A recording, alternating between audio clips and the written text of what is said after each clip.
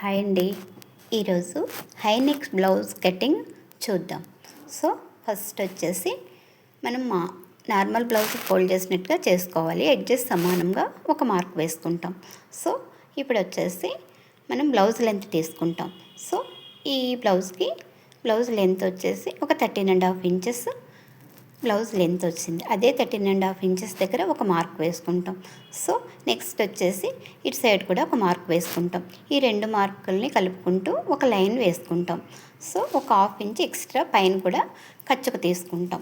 ఇప్పుడు వచ్చేసి నడుము లూజు ఎంత ఉందో చూసుకుంటాం. హుక్ పట్టి దగ్గర నుంచి మనకి కాజా పట్టి వరకు చూసుకుంటాం. కాజా పట్టీని మైనస్ చేసి మెజర్మెంట్ తీసుకుంటాం. సో ఈ బ్లౌజ్ లెంత్ వచ్చేసి నడుము లెంత్ వచ్చేసి 30 ఇంచెస్. సో ఇప్పుడు వచ్చేసి ఆ 30 ఇంచెస్ని మనం టేప్ని ఇట్లా ఫోల్డ్ చేసి ఎంత వస్తుందో చూసుకుంటాం. సో 7.5 ఇంచెస్ మనకి నడుము లెంత్ వచ్చేసింది. సో ఆ 7.5 ఇంచెస్కి 1 ఇంచు వెనకాల డాట్స్ కోసం ఒక 1 ఇంచు మార్క్ చేసుకుంటాం. సో ఒక 1.5 ఇంచెస్ ఖర్చుకు మార్క్ చేసుకుంటాం.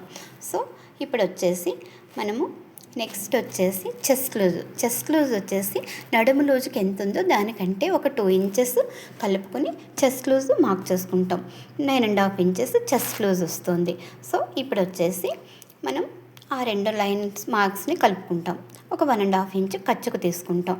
ఇప్పుడు వచ్చేసి నెక్ షోల్డర్ మనం ఎప్పుడు కూడా హై నెక్ బ్లౌజ్కి ఫుల్ షోల్డర్ లెంత్ తీసుకోవాలి. కస్టమర్ దగ్గర నుంచి ఫుల్ షోల్డర్ లెంత్ తీసుకోవాలి. సో తీసుకోని పక్షంలో మనము నడుము లెంత్ ఆధారంగా మొత్తం ఫుల్ షోల్డర్ లెంత్ తీసుకోవచ్చు. సో ఇప్పుడు వచ్చి మనకి చెస్ట్ లెంత్ ఎంత వచ్చిందో చూసుకుని దానిలో సగం తీసుకుంటాం. దాంట్లో సగం వచ్చేసి ఇప్పుడు 4.35 ఇంచెస్ వచ్చింది. దానికి మనము 2 ఇంచెస్ 2.5 ఇంచెస్ కలుపుకుంటే ఫుల్ షోల్డర్ లెంత్ వస్తుంది. సో మొత్తం టోటల్ వచ్చేసి 7 ఇంచెస్. అదే 7 ఇంచెస్ని మనం నెక్ డౌన్కి కూడా తీసుకుంటాం. సో ఇప్పుడు వచ్చేసి నెక్ మనకి ఆమ్ డౌన్ వచ్చేసి 1.5 ఇంచెస్ తీసుకుంటాం. సో 1.5 ఇంచెస్ దగ్గర ఒక మార్క్ వేసుకొని ఆమ్ డౌన్ స్కేల్తో మనం నెక్ కరువుగా తీసుకుంటాం.